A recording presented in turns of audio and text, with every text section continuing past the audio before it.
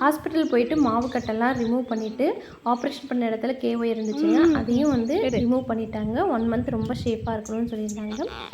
இன்றைக்கி பார்த்திங்கன்னா கேஒயர் இருந்த இடத்துல, அதாவது ஆப்ரேஷன் பண்ண இடத்துல சின்ன புண்ணுல ப்ளட்டு வந்துட்டே இருந்தங்காட்டி அவங்களே வந்து மருந்து வச்சு விட்டுருந்தாங்க. இது ஒரு 3 நாள் கழித்து எடுத்துருங்க அப்படின்னு சொல்லியிருந்தாங்க. ஸோ இன்றைக்கி எடுக்க வேண்டிய நாள். நான் எடுத்து விட்டேங்க கொஞ்சம் தூரம். அதுக்கப்புறம் குட்டி பையன் நானே எடுத்துக்கிறேம்மா அப்படின்னு சொல்லிட்டு எடுக்க ஆரம்பிச்சிட்டாங்க. 1 மாதமாக அந்த கைக்கு தண்ணியே படாதங்காட்டி ரொம்ப அழுக்காக இருந்துச்சுங்க. அவன் வந்து அதை வேறு என்னம்மா இதுன்னு கேட்டுகிட்டே எடுத்துகிட்டே இருந்தான். அவனோட வலி கூட வந்து ரொம்ப சிரிப்பாகவே அப்படியே எடுத்து முடிச்சிட்டாங்க. என்னை வந்து தொடவும் விடலை.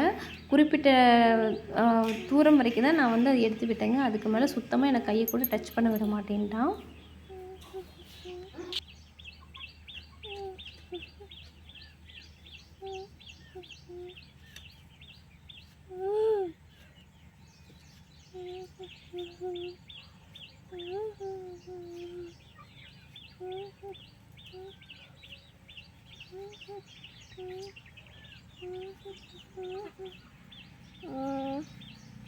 எவ்வளோ தூரம் வந்து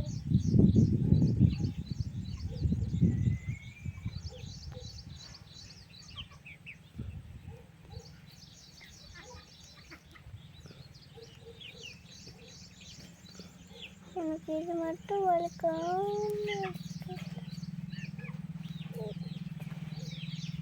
விட்டு வந்துடும்டா.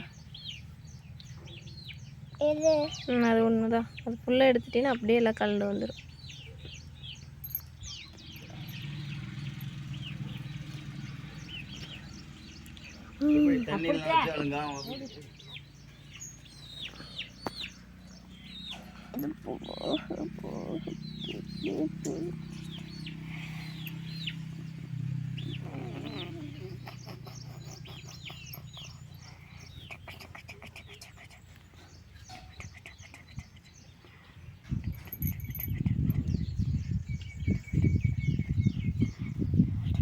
தண்ணி கொஞ்சம் ஊற்றிக்கலாமா?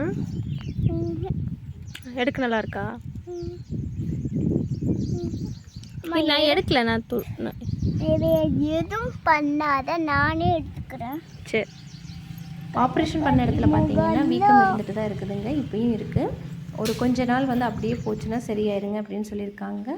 1 மந்த் வரை டைம் கொடுத்துருக்காங்க. கை வந்து நேராக நீட்டுறதுக்கு நிறைய எக்ஸசைஸ் எல்லாம் சொல்லி தரலாங்க. ஏன்னா குழந்தைங்க அப்படிங்கிறங்காட்டி அவங்களுக்கே கை வந்து ஆட்டோமேட்டிக்காக வந்து ரெடி பண்ணிடுவாங்க. நீங்கள் வந்து ஃபோர்ஸ் பண்ணிடாதீங்க அப்படின்னு சொல்லியிருக்காங்க. ஒரு வழியாக எடுத்து முடிச்சாச்சு. இல்லை சாமி.